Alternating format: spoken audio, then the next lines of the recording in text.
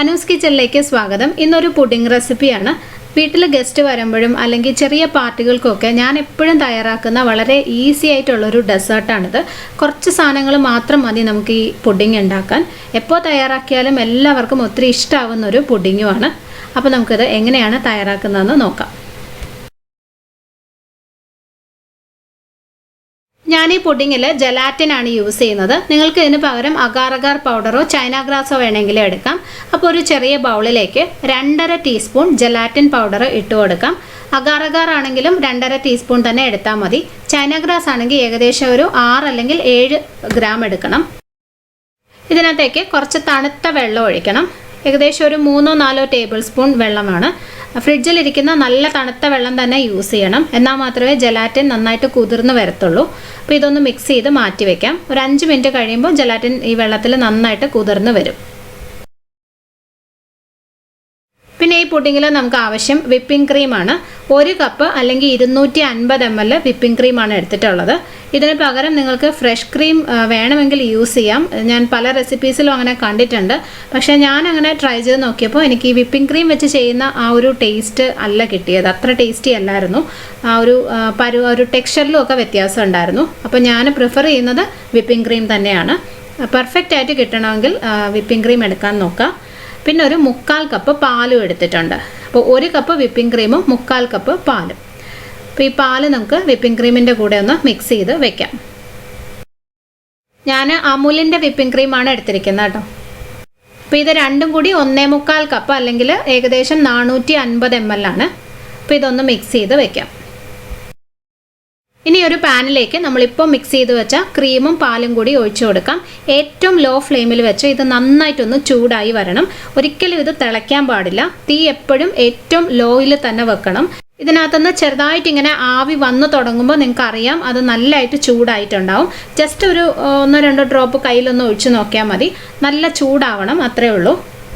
പിന്നെ ഇത് ചൂടാക്കാനായിട്ട് നിങ്ങൾക്ക് മൈക്രോവേവ് വേണമെങ്കിൽ യൂസ് ചെയ്യാം. ഈ ക്രീമും പാലും കൂടി മിക്സ് ചെയ്തിട്ട് ഏകദേശം ഒരു 40 സെക്കൻഡൊക്കെ വെച്ചാൽ മതി. അപ്പോൾ ഇത് നന്നായിട്ട് ചൂടായിട്ടുണ്ട്, ഒട്ടും തന്നെ തിളച്ചിട്ടില്ല. ഈ സമയത്ത് ഇതിനകത്തേക്ക് ഒരു 1/2 ടീസ്പൂൺ വാനില എസൻസ് ഒഴിച്ചു കൊടുക്കാം.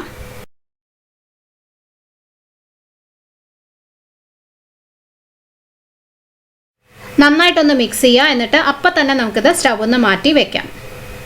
ഇനി ഉടനെ തന്നെ വേറൊരു പാൻ വെക്കാം. അതിനകത്തേക്ക് 1/2 കപ്പ് പഞ്ചസാര ഇട്ട് കൊടുക്കാം. ഇതൊന്ന് കാരമലൈസ് ചെയ്ത് എടുക്കാൻ പോവാണ്. ഈ പഞ്ചസാരയിലിട്ട് ഒരു 2 ടേബിൾ സ്പൂൺ വെള്ളം ഒഴിക്കാം. ഇപ്പോൾ ഹൈ ഫ്ലെയിമിലാണ് വെച്ചിരിക്കുന്നത്. ഇത് നിങ്ങൾ ഇളക്കൊന്നും വേണ്ട, ഇങ്ങനെ തന്നെ ഇരിക്കട്ടെ. കുറച്ച് സമയം കഴിയുമ്പോൾ ഈ പഞ്ചസാര ഉരുകി ഇതിൻ്റെ നിറം മാറി വരും. ഈ സമയം കൊണ്ട് നമ്മുടെ ജലാറ്റിൻ നന്നായിട്ട് കുതിർന്നിട്ടുണ്ടാവേ. ഇത് കണ്ടോ, ഇപ്പോൾ ഇത് ചേർക്കൊന്നും വേണ്ട. ജസ്റ്റ് ഇത് എങ്ങനെയാണ് ഇരിക്കുന്നതെന്നുള്ളത് നിങ്ങളെ ഒന്ന് കാണിച്ചു എന്നേ ഉള്ളൂ. നന്നായിട്ട് ഇതുപോലെ കുതിർന്ന് വന്നിട്ടുണ്ടാവും. ഇപ്പോൾ ഇതേ പഞ്ചസാര ഉരുകി ഇതിൻ്റെ നിറം ചെറുതായിട്ട് ഇങ്ങനെ മാറാൻ തുടങ്ങിയിട്ടുണ്ട്. ഇനി നമുക്ക് പതുക്കെ ഇങ്ങനെ ഇളക്കി കൊടുത്തുകൊണ്ടിരിക്കാം. ഇപ്പോഴും ഹൈ ഫ്ലെയിമിൽ തന്നെയാണ് വെച്ചിരിക്കുന്നത്. കുറച്ചും കൂടെ ഒന്ന് നിറം മാറി കഴിയുമ്പം പതുക്കെ തീ കുറച്ച് ഏറ്റവും ലോ ഫ്ലെയിമിൽ വെക്കണം. കാരണം പിന്നെ അത് പെട്ടെന്ന് അങ്ങ് നിറം മാറും.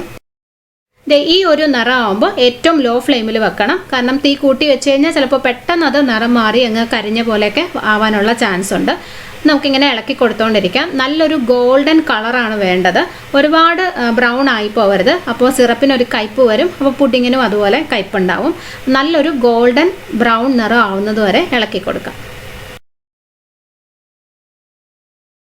ഇതാണ് കറക്റ്റ് സിറപ്പിൻ്റെ പരുവം. നല്ലൊരു ഗോൾഡൻ കളറായിട്ടുണ്ട്. ഉടനെ തന്നെ നമുക്ക് ഇതിനകത്തേക്ക് ഇപ്പോൾ ചൂടാക്കി വെച്ച ആ ക്രീമും പാലും ഉണ്ടല്ലോ, അത് ഒഴിച്ചു കൊടുക്കാം. ഒഴിക്കുമ്പോൾ ശ്രദ്ധിക്കണം, കയ്യിലൊക്കെ തെറിക്കാനുള്ള ചാൻസ് ഉണ്ട്. ഇതുപോലെ ഒന്ന് പതഞ്ഞ് പൊങ്ങിയൊക്കെ വരും. അതുപോലെ നമ്മളിപ്പോൾ കാരമലൈസ് ചെയ്ത ആ പഞ്ചസാര കട്ട പിടിക്കും. നമുക്ക് കാണാം, കണ്ടോ, ഇതുപോലെ ഇങ്ങനെ കട്ട പിടിച്ച് കിടപ്പുണ്ടാവും. അത് കുഴപ്പമില്ല. ഏറ്റവും ലോ ഫ്ലെയിമിൽ തന്നെ ഇട്ട് ഇളക്കി കൊടുത്തുകൊണ്ടിരിക്കുക. വീണ്ടും ആ പഞ്ചസാര അതിനകത്ത് ഫുള്ളായിട്ടങ്ങ് അലിയും.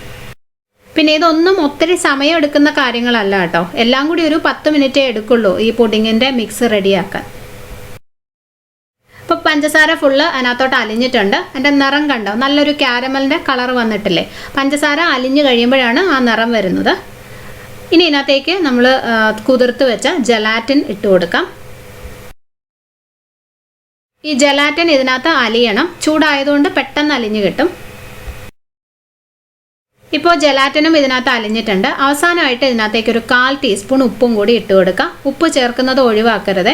ഇത് സോൾട്ടഡ് കാരമൽ പനാക്കോട്ടയാണ്, അതുകൊണ്ട് തന്നെ ഉപ്പ് നിർബന്ധമായിട്ടും ചേർക്കണം. നന്നായിട്ടൊന്ന് മിക്സ് ചെയ്യുക. അപ്പോൾ നമ്മുടെ പുഡിങ്ങിൻ്റെ മിക്സ് റെഡിയായി. ഇനി ഇത് നിങ്ങൾ ഏത് പാനിലാണോ അല്ലെങ്കിൽ ബൗളിലാണോ സെറ്റ് ചെയ്യുന്നത് അതിനകത്തേക്ക് ഒഴിച്ച് വെക്കാം. ഞാൻ ചെറിയ ഇതുപോലെ ഗ്ലാസ്സിലാണെന്ന് ഒഴിച്ച് വെക്കുന്നത്.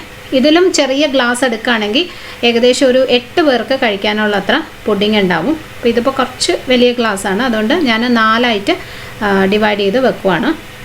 ഇത് ഈ ഗ്ലാസ്സിൽ ഇതുപോലെ ചെറിയ ചെറിയ ബൗളുകളിലല്ലാതെ വലിയൊരു പാനിൽ ഒഴിച്ച് വേണമെങ്കിൽ നിങ്ങൾക്ക് സെറ്റ് ചെയ്യാം.